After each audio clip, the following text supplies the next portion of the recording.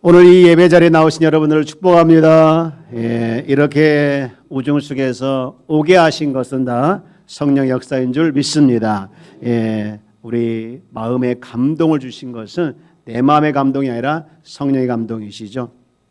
여러분 삶 가운데 늘 성령의 역사하심에 대해서 자꾸 주목하십시오. 오늘 또 이 예배 가운데 성령 역사하신 거에 대해서 주목하게 되어지면 뜻하지 않는 또 생각 밖의 다른 곳에서 은혜를 받게 되어지는 역사가 일어나게 될 줄 믿습니다. 제가 잠깐 경험했는데 우리 강복수 안수님께서 기도를 하셨지 않습니까? 그런데 첫 번째 기도 시작을 은혜가 충만하신 하나님, 제가 나오실 때 제가 들어가서 앉는 그 사이에 은혜가 충만하신 하나님, 그 말에 그 첫 마디에 제가 무너지는 줄 알았어요. 그렇지, 은혜가 충만하신 하나님. 이렇게 우리 하나님께서 은혜가 충만하신 하나님이다, 우리가 늘 듣던 말이지만 성령이 역사하시게 되어지면 이런 말 한마디에도 뜻하지 않게 크게 은혜가 다가올 때가 많습니다. 그러므로 여러분 날마다 성령의 역사에 자꾸 주목하시고 성령 역사에 반응하시고, 그래서 성령 충만한 저와 여러분들 다 되어지기를 주의 이름으로 축복합니다. 저를 한번 따라서 볼까요? 나는 하나님이 찾으시는 예배자입니다. 나는 하나님의 축복받은 자녀입니다. 나는 새로운 피조물입니다. 나는 하나님의 사랑을 받는 하나님의 작품입니다. 할렐루야, 아멘. 여러분 자신에 대한 정체성을 늘 선포하고 또 그런 믿음으로 살아내기를 주 이름으로 축복합니다. 오늘 본문은 우리가 4장 11절부터 5장 6절까지 쭉 읽었는데 이 세 가지 다른 에피소드를 다루고 있어요. 각각의 다른 내용을 다루고 있는데요. 그런데 서로 연결되어 있어요. 그 연결하게 한 핵심 단어가 있는데 바로 교만 그리고 겸손입니다. 이 각각의 이야기 안에는 다 교만이 담겨 있는데 그 교만이 가져오는 결과를 보여주고 있고, 그래서 겸손해야 된다. 이런 맥락에서 봤을 때 서로 다른 이야기지만 교만과 겸손이라는 이 핵심 단어로 서로 연결되어 있어요. 그러면 이 말씀을 가지고 또 각각 에피소드를 통해서 우리 하나님께서 주시는 은혜가 무엇인지를 살펴보고 나눠보기를 원하는데요. 첫 번째 에피소드는 서로 깎아내지 말라입니다. 11절부터 12절까지 말씀인데 11절 말씀의 시작을 이렇게 하고 있죠. 형제들아 서로 비방하지 말라, 이렇게 시작하고 있죠. 이 비방이란 말을 다른 말로 하면 깎아내지 말라라는 말로 이렇게 이해할 수가 있어요. 그러지 말아야 되는데 우리는 남의 말을 잘 하고 또 깎아내는 것을 좋아할 때가 많이 있어요. 특히 어느 무리들은 남의 뒷담 이야기를 하는 데는 시간 가는 줄 모른다고. 그래서 오죽하면 뭐 이런 얘기가 나오지 않습니까? 제가 죄송하지만 여성분들을 비하는 것은 아닌데 여성분들이 전화를 이렇게 통화를 하다가 한 2시간 통화를 한다는 거예요. 그러면서 끝날 때 자세한 건 만나서 이야기해, 이렇게 이야기한다고 그러죠. 2시간 동안 실컷 떠들고서 끝나면서 자세한 걸 만나서 이야기하자는 것은 여성들의 특성이라고 합니다. 여러분 살아가면서 우리는 사람들끼리 살지만 이렇게 의견 차이가 많이 납니다. 안 날 수가 없죠. 마음이 맞는 사람도 때로는 의견 차이가 있습니다. 가장 마음이 맞아야 하고 가장 통해야 할 이 부부간에도 역시 의견 차이가 많은데요. 이 교회 안에도 마찬가지인 것 같아요. 교회는 무슨 의견 차이가 있고 또 다투면은요, 그것을 마치 술에 뱀 담그듯이 수년 또 수십 년 담가 놓는 경우가 있습니다. 그야말로 독이 든 채로 수십 년을 가요. 대화를 시도하고 타협을 시도해도 소용이 없는 경우가 많아요. 믿는 사람이 다투면 전부 뭐라고 하냐면 다 하나님의 뜻을 내어서 이렇게 이야기를 합니다. 그래서 하나님께서 직접 심판하지 않으면 해결되지 않을 것 같을 때가 많아요. 분당 우리 교회를 다니면은 이철수 목사님이 한 번은 말씀 중에 그런 얘기를 듣고 제가 마음에 남았던 적이 있는데요. 미국에서 한 어떤 교회가 이제 분쟁이 일어났죠. 분쟁이 일어나서 그것을 해결해야 되려고 이 목사님을 초청을 한 거예요. 부흥회를 통해서 초청을 하고 해서 이제 기도하고 응답하고 갔는데 이제 그 양쪽 이야기를 다 들어봤어요. 그런데 들어보니까 다 주님의 뜻이라는 거예요. 그러니 어떻게 해결하냐고 하면서 하소연을 했던 소리를 들었습니다. 여러분 목사님들도 이렇게 보면요, 참 분별해야 되는데 이 분별을 못하고 그냥 그것이 다 주님의 뜻인 줄 생각할 때가 많이 있는 것을 제가 한두 번 경험하는 것이 아니에요.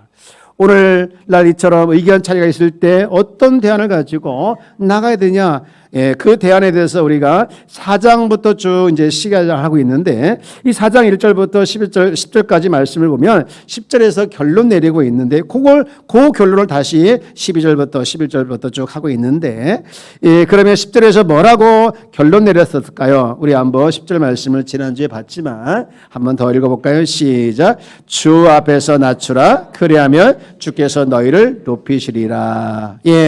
이를테면 상대방을 이제 화해시키는 길을 그 쌍방의 어떤 중간 지점을 찾아내서 해결하려고 하지 말고 도리어 내려가라는 쪽으로 이제 말을 하고 있는 것이죠. 그래서 이것을 공동체 안에서 서로 헐뜯고 또 다투고 싸우는 그런 현실적 문제에 대해서 지금 이 야고보는 이렇게 접근을 하고 있는데요. 서로 뜯어 말리기보다는 다른 방향을 택하라는 것이죠. 그래서 오늘 본문을 다시 한번 우리 11절, 12절 말씀을 읽겠는데 여기를 세번역으로 한번 제가 띄워드릴 테니까 한번 여기를 한번 읽어볼까요? 시작. 형제자매 여러분 서로 헐뜯지 마십시오. 자기 형제를 헐뜯거나 심판하는 사람은 율법을 헐뜯고 율법을 심판하는 것입니다. 그대가 율법을 심판하면 그대는 율법을 행하는 사람이 아니라 율법을 심판하는 사람입니다. 율법을 제정하신 분과 심판하신 분은 한 분이십니다. 그는 구원하실 수도 있고 멸망시킬 수도 있습니다. 도대체 그대가 누구이기에 이웃을 심판하십니까? 무슨 얘기냐? 형제를 비방하고 또 헐뜯고 깎아내리는 행동은 마치 그가 하나님처럼 행동한다는 거예요. 한마디로 말하면 그 사람 마음이 교만하다는 것이죠. 이런 비슷한 말씀을 이제 성경은 여러 군데서 하고 있는데 그게 모두가 다 그 안에 뭐가 자리 잡고 있기 때문이냐? 바로 교만과 관련돼서 말씀을 하고 있는데요. 한 군데만 더 보면 시편 101편 5절 말씀입니다. 자기의 이웃을 은근히 헐뜯는 자를 내가 멸할 것이요 눈이 높고 마음이 교만한 자를 내가 용납하지 아니하리로다. 그래서 지금 야고보는 이처럼 누군가를 비방하고 헐뜯는 자를 향해서 치명타를 날리는데 그게 12절 말씀인데요. 12절 끝부분에 보면 이렇게 맞춰지고 있죠. 쭉 보면 맨 끝에 너는 누구에게 이웃을 판단하느냐라고 하죠. 지금 야고보는 형제를 비방하고 형제를 깎아내리는 것에 대해서 해결점을 뭐라고 얘기하고 있느냐? 형제에게 상처를 주어서는 안 됩니다. 이런 식으로 접근하지 않고 있어요. 또 사랑을 베풀라 이런 식으로 접근하지 않고 오래 참거나 온유함을 대하라 이렇게 말하지 않고 있고 아주 전공을 찌르고 있는데 핵심을 후벼파고 있죠. 야고보서는 지금 야고보가 얘기하고 있는 말을 보는데요. 이 야고보가 그 속에 자라고 있는 교만이라는 이 관역을 정조절하고 모든 심판과 판단은 하나님께서 하실 것이다. 이웃을 판단하고 이웃을 비방하는 너는 누구냐? 이 다그쳤을 때 그가 판단하는 기준조차 하나님을 염두에 두지 않고 있는 너는 누구냐? 네가 하나님이냐라고 하면서 지금 다그치는 것이죠. 그러면서 속히 정신 차리고 네 자리로 돌아가라 이렇게 받아치고 있어요. 너는 율법을 만든 자도 심판자도 아니고 다른 사람과 같이 하나님의 불같은 심판을 받아야 할 존재라는 것이죠. 그래서 하나님 앞에 서야 할 존재가 너의 원래의 존재라는 것을 말하고 있는 거예요. 그런 면에서 봤을 때 겸손이라는 것이 뭘까? 겸손은 다소곳이 앞으로 손을 모으고 자주 사양을 하거나 또 맨 끝자리에 앉는 것으로 부족하고 겸손은 하나님과 세상 그리고 이웃 더 확장하면 가정이라는 이 틀 안에서 정확한 위치를 알아서 그 위치에 앉아 있는 것 이것이 바로 겸손이다 이렇게 볼 수가 있는 것이죠. 사랑하는 여러분 너는 누구냐 이 전곡을 찌르는 말씀 앞에 우리는 자리를 고쳐 자기 자리에 앉아야 됩니다. 사람은 다 자기의 자리가 있더라고요. 교회 안에서도 자기 자리가 있죠. 또 목회자의 자리, 성도의 자리가 있는 거고 또 가정 안에서도 자기의 자리가 있는 거예요. 남편과 아내 그리고 자녀의 자리가 와 있는 거예요. 우리는 교회 안에서 가정 안에서 서로 비방할 처지가 아니라 서로 깎아낼 처지가 아니라 깎아내리는 우리를 향해서 이 비방이나 하고 헐뜯는 우리를 향해서 주님은 뭐라고 야곱을 통해서 뭐라고 말씀하고 있느냐? 너는 누구냐? 너는 누구에게 그러느냐? 너도 똑같다라고 말씀하고 있는 것이죠. 너도 똑같다. 이것이 첫 번째 에피소드에서 말씀하고 있는 말씀이라고 하면, 그런가 하면 두 번째 에피소드는 뭐냐? 두 번째가 13절부터 17절까지 말씀인데 허탄한 생각에 대한 경고입니다. 13절 위에 보면 조그만 글씨로 써 있죠. 소제목인데 허탄한 생각을 경고하다라고 했습니다. 저는 이 4장 13절부터 17절까지 쭉 말씀을 읽어보면서 정말 이해가 안 되는 게 있었어요. 계획을 세우지 말라는 얘기인가? 돈을 벌지 말라는 얘기인가? 장사를 하지 말라는 얘기인가? 도대체 포인트가 뭐지? 왜 이런 말씀을 하지 하면서 말씀을 이해 못할 때가 있었는데 계속해서 여러 번 말씀을 묵상하는 가운데 하나님께서 주신 은혜가 있더라고요. 여러분 이 말씀을 보면 지금 여기에 등장하는 사람 보면요, 참 꼼꼼하고 계획을 잘 세우고 그리고 그 계획에 대해서 확신을 가지고 있었던 전문가였어요. 자, 우리 말씀을 한번 들여다볼까요? 13절 말씀에 우리 그 사람에 대한 이야기가 나오는데 한번 같이 볼까요? 시작. 들으라, 너희 중에 말하기를 오늘이나 내일이나 우리가 어떤 도시에 가서 거기서 1년을 머물며 장사하여 이익을 보리라는 자들아. 네, 여러분 이 사람은 지금 어떤 사업을 계획을 가지고 있는데 이 계획 내용을 한번 보시면 계획에 대해서 굉장히 탁월합니다. 계획의 시점을 가지고 있죠. 계획의 시점이 언제입니까? 오늘이나 내일을 이제 하려고 하는 것이고, 그러면 장소는 어디입니까? 어떤 도시가 장소예요. 그리고 그 자기가 가지고 있는 자본을 가지고 얼마 동안 투자할 것인가에 대해서 기간을 정했는데 그 기간이 뭐냐? 1년이에요. 그리고 그곳에 가서 뭘 할 거냐? 장사할 거라는 것이죠. 이런 구체적인 계획에 대해서 이제 세웠고 준비를 했고, 그리고 더 중요한 것은 그 계획이 확신을 가지고 있는 거죠. 여러분 어떤 일에 대해서 확신을 가지고 있는 건 참 중요하지 않습니까? 그렇게 세밀하게 준비를 했고 세밀하게 계획을 세웠고 그리고 이제는 확신 가지고 있는데 뭐가 문제냐 이거죠. 뭐가 문제냐 말이죠. 그런데 그 문제에 대해서 지금 저자는 이 어떤 것을 지적을 하고 있느냐, 저자의 입을 통해서 직접 한번 들어볼까요? 14절 말씀인데, 자, 우리 14절 말씀을 같이 읽어봅시다. 시작. 내일 일을 너희가 알지 못하는도다. 너희 생명이 무엇이냐? 너희는 잠깐 보이다가 없어지는 안개니라. 예, 무슨 얘기냐?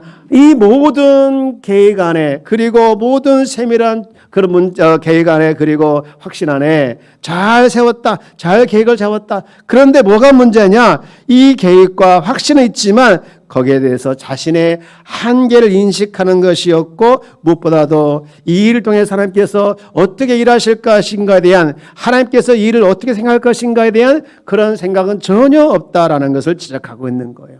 그러고 보면 자기 확신에 차 있는 사람들은요, 기도하잖아요. 하나님을 신뢰하지 않기 때문에 기도하지 않는 겁니다. 자신의 한계를 알고 하나님께 기도하고 하나님께 의지하고 하나님께 묻고 대답하는 계획이라면 1년도 좋고 5년도 좋고 10년도 좋고, 하지만 하나님이 없는 계획은 1년 고사하고 내일의 계획도 다 헛되고 헛될 뿐이라는 것을 지금 지적하고 있는 것이죠. 그러면 이 상인들이, 그리고 이 야고보의 편지를 받아본 처음 읽어본 1차 독자들이, 그리고 오늘 우리가 이 야고보서를 읽고 우리가 있는 또 말씀을 듣는 우리들은 어떻게 하는 것이 지혜로운 자세일까? 그것을 15절에서 이야기하고 있는데 15절에 이렇게 말씀하고 있죠. 너희가 도리어 말하기를 주의 뜻이면 우리가 살기도 하고 이것이나 저것을 하리라 할 것이거늘. 여러분 이 말씀 안에서 여러분 보는 것처럼 핵심 단어가 뭘 것 같습니까? 너희가 도리어 말하기를 주의 뜻이면 우리가 살기도 하고 이것이나 저것을 하리라 할 것이거늘. 여러분 이 말씀에서 핵심 단어는 주의 뜻입니다. 주의 뜻이면 주의 뜻이 이 기준이 되어서 사업에서만 적용되는 것이 아니라 이것이나 저것이나 말을 했을 때 우리 모든 삶에 똑같이 적용이 가능하다는 거예요. 여러분 우리가 신앙생활하면서 꼭 기억할 것이 있는데, 그것은 하나님은요 나를 통해서 어떤 일을 이루고 싶다는 거예요. 하나님께서 나를 통해서 어떤 일을 이루기 위해서 지금 나를 살려두고 계시고 나를 살아있게 하시는 것이죠. 그래서 사명이 있는 자는 죽지 않는다는 말이 여기서 나온 거 아니겠습니까? 그래서 우리가 할 일이 있고 하지 말아야 되는데 할 일이 뭐고 하지 말아야 할 일이 뭐냐? 그것이 이제 16절, 17절에 이야기하고 있는데 어떤 일은 하고 어떤 일을 하지 말아야 될까요? 우리 한번 읽어보면서 한번 같이 찾아볼까요? 자, 16절 말씀입니다. 시작. 이제도 너희가 허탄한 자랑을 하니 그러한 자랑을 다 악한 것이니라. 그러므로 사람이 선을 행할 줄 알고도 행하지 아니하면 죄니라. 자, 어떤 일을 해야 되고 어떤 일을 하지 말아야 될까? 악한 일을 하지 말고 선한 일을 하라는 거예요. 16절에서는 악한 일이고 17절에서는 선한 일인데 문득 이 미국에서 이 화폐 분별가들이 하는 일이었다고 합니다. 이게 미국엔 달러들이 이제 사용하지 않습니까? 달러를 사용하는데 위조 달러가 너무 많아가지고 그것을 분별해야 되는데 미국에서는 그 분별가들을 가짜 화폐를 만져보게 하고 그것을 찾아서 점검하게 하는 것이 아니라 진짜 화폐를 분별하게 한다고 합니다. 그것만 제대로 하면 가짜는 당연히 분별할 줄 알기 때문에 진짜에 몰두하게 한다고 하시죠. 마찬가지로 우리가 살아가는 삶의 현장에서 악한 일을 피하기보다는 선한 일에 집중하게 되어지면 악한 일은 자동적으로 피하게 된다는 것이죠. 그러면 여기서 말하고 있는 이 선한 일이 뭘까? 야고보서는요, 아는 것과 그 다음에 행하는 것에서 굉장히 강조해요. 일관되게 강조하고 있죠. 아는 것에 머물러 있지 않고 그것을 아는 만큼 살아내라라는 것이죠. 마찬가지로 지금 이 미래의 계획에 도취되어서 이 자랑하며 살 것이 아니라 현재에 충실하라는 것이죠. 미래를 위해서 오늘 선을 행하는 것, 이걸 알면서 미루면 뭐가 되냐? 그것이 죄가 된다는 것이죠. 사랑하는 여러분, 우리는 하나님 안에서 오늘 현재를 주목하고 또 현재를 음미하며 즐겨야 합니다. 가진 것이 많든지 삶이 팍팍하든지 순탄하든지 지금 나의 삶 가운데 여호와가 나의 목자이심을 경험하고 살아가는 것, 이것이 우리의 삶이 되어야 될 줄 믿습니다. 그런데 그럼에도 불구하고 현재를 잘 살 줄 몰라요. 그래서 현재를 잘 사는 사람이 많지 않아요. 대부분 이 과거의 쓰라린 후회와 또 즐거운 추억에 매몰되어 있거나 아니면 내일에 대한 불안과 그리고 염려와 간절한 기도에 이 두 갈래 길에 서 있는 것이 보통 사람들의 모습이죠. 하지만 과거와 미래는 다 추상적인 개념일 뿐 존재하지 않습니다. 과거는 지나갔고 미래는 아직 오지 않았어요. 과거는 우리의 생각만큼 낭만지지 않았고 또 역시 미래 역시 기대만큼 좋거나 힘겹지 않을 거예요. 여러분, 어렸을 때 소평 갔다 오신 적 있으시죠? 이 소평을 가면 대부분 매번 기대하지만 심심할 때가 많아요. 기대만큼 이제 되지 않았다는 것이죠. 또 예방주사에 대해서 두려움을 가지고 겁먹지 않습니까? 그런데 맞아보면 예상보다 아프지 않다는 것을 많이 경험들 합니다. 마찬가지로 우리가 이런 생각을 한 번쯤 안 해본 사람 없을 텐데 내가 5년 후에나 10년 후에나 또 안수자가 되고 권사가 되고 장로가 되면 또 직장에서 은퇴하고 여유로워지면 또 자식들 다 공부시키고 또 지출할 돈이 줄어들면 원 없이 교회에서 봉사도 하고 선교보겠다고 말을 하고 다짐도 한 번씩 해봅니다.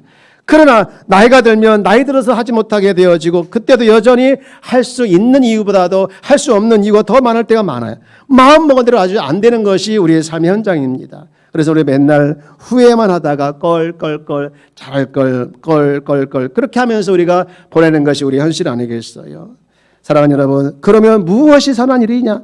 오늘 본문에서 말하고 있는 것이 뭐냐? 오늘 하나님께서 말씀하고 있는 하나님 안에서 주의 뜻이라면 내가 할 수 있는 일을 하는 것, 이것이 선한 일이라는 것이죠. 야고보에서도 강조한 것이 뭡니까? 미래의 거창한 계획을 세워서 무엇을 하겠다 보다 지금 우리가 하나님 앞에서 건강도 좀 부족하지만 시간도 좀 없지만 물질도 더 없지만 그래도 나에게 주어진 것을 가지고 그것이 주의 뜻이라면 할 수 있는 만큼 해내는 것이 선한 거라는 거예요. 오늘 해야 합니다. 오늘 할 수 있을 만큼 하는 것. 오늘 모자란 신앙을 가지고 형제와 자매와 이웃을 섬기고 또 헐거운 지갑을 가지고 추운 사람을 따뜻하게 해주고 또 없는 시간을 가지고 교회를 섬기는 것, 이것을 오늘 해야 된다는 것이죠.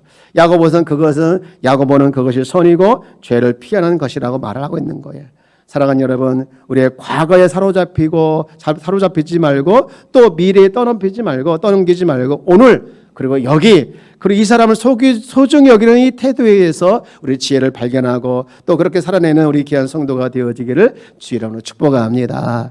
이 에피소드, 두 번째 에피소드에서는요, 죽음을 기억하라와 그 다음에 오늘을 만끽하는 이 두 교훈을 강조하면서 꼭 이 강조하는 이것 안에 주 안에서, 주님 뜻 안에서, 주님의 주권 안에서 행하라는 거예요. 그리고 이제 마지막으로 세 번째 에피소드가 나오는데 그게 바로 야고보서 5장 1절부터 6절까지인데요.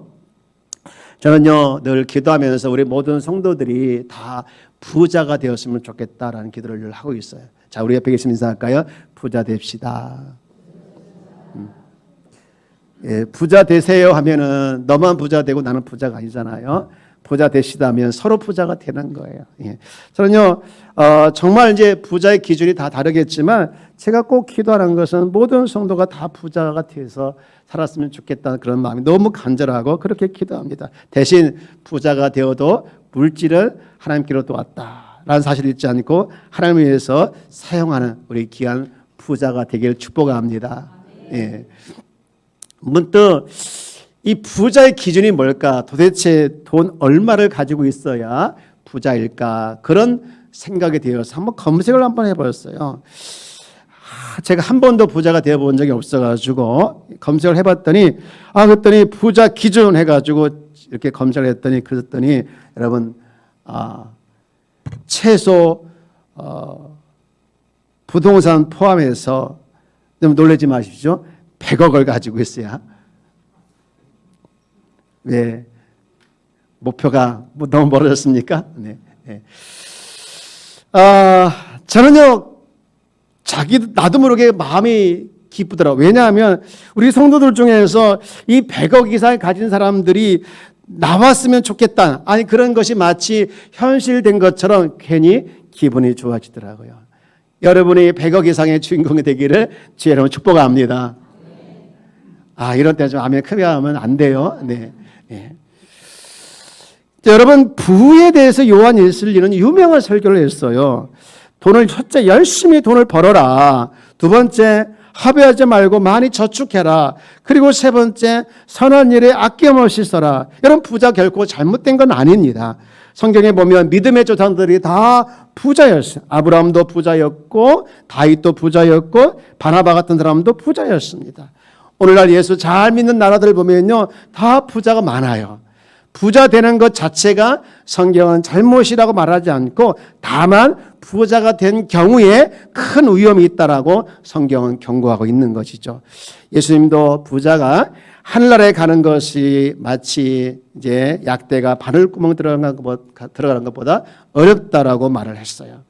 이 본문에서도 보면 이 부자가 범한 쉬운 이 죄가 무엇인지를 경고하고 있는데 이때 경고가 얼마나 심각하냐면요.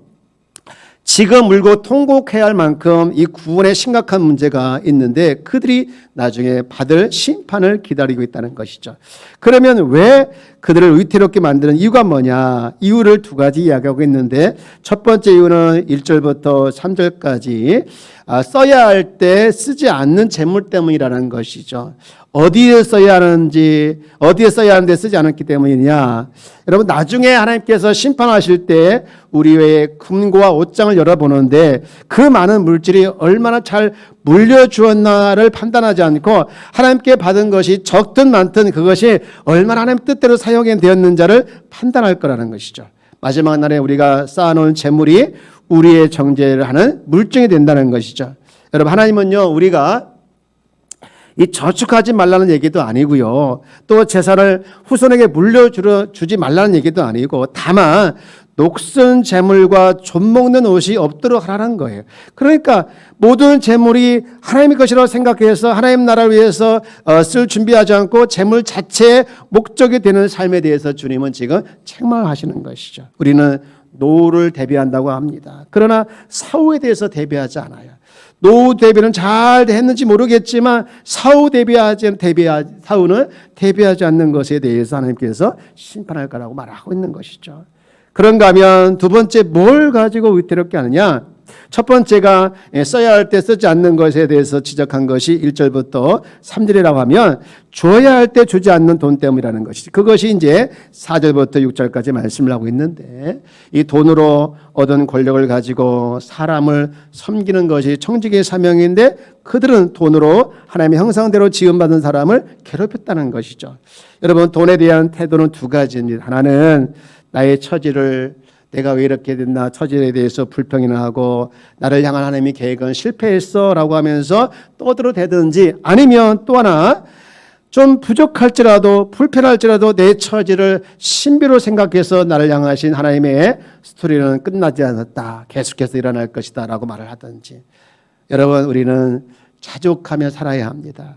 언젠간 좋은 날이 오겠지가 아니라 이런 불편한 삶이 이미 좋은 것이고 또 기뻐할 일이니 신비롭게 이끌어 가실 하나님을 보면서 인생을 춤추며 살아내는 우리 귀한 성도가 되어지기를 주의 이름으로 축복합니다. 지금이 중요한 것이죠. 네, 이제 말씀을 마치고자 합니다. 오늘 나는 이 세 가지 에피소드에 등장하는 사람들의 공통점은 다 뭡니까? 교만입니다. 혹시 나에게는 이런 교만이 없는지 한번 돌아보고요. 에피소드의 주인공들처럼 하나님의 주권을 거스르는 죄를 범하지 않는지를 돌아보고 또 크든 작든 모든 것을 다 하나님께 맡기고 살아내는 우리 귀한 성도가 되어지기를 주님의 이름으로 축복합니다. 뿐만 아니라 우리가 언젠가 죽음을 맞이할 텐데 오늘을 만기가라는 이 두 가지 교훈을 동시에 주셨는데 우리는 오늘 할 수 있는 만큼 해야 합니다. 오늘 모자란 신앙을 가지고 형제와 자매를 또 이웃을 섬겨주고 또 헐거운 지갑을 가지고 또 추운 사람들을 따뜻하게 해주고 또 없는 시간을 가지고 교회를 섬기는 것 이것은 미룰 일이 아니고 오늘 지금 우리가 감당할 모습이라는 것이죠. 이것을 다 주님 뜻이라면 주 안에서 행하는 것 이것을 내 삶에 적용하고 그렇게 사는 지혜로운 성도가 다 되어지기를 주의 이름으로 축복합니다. 오늘 말씀을 생각하는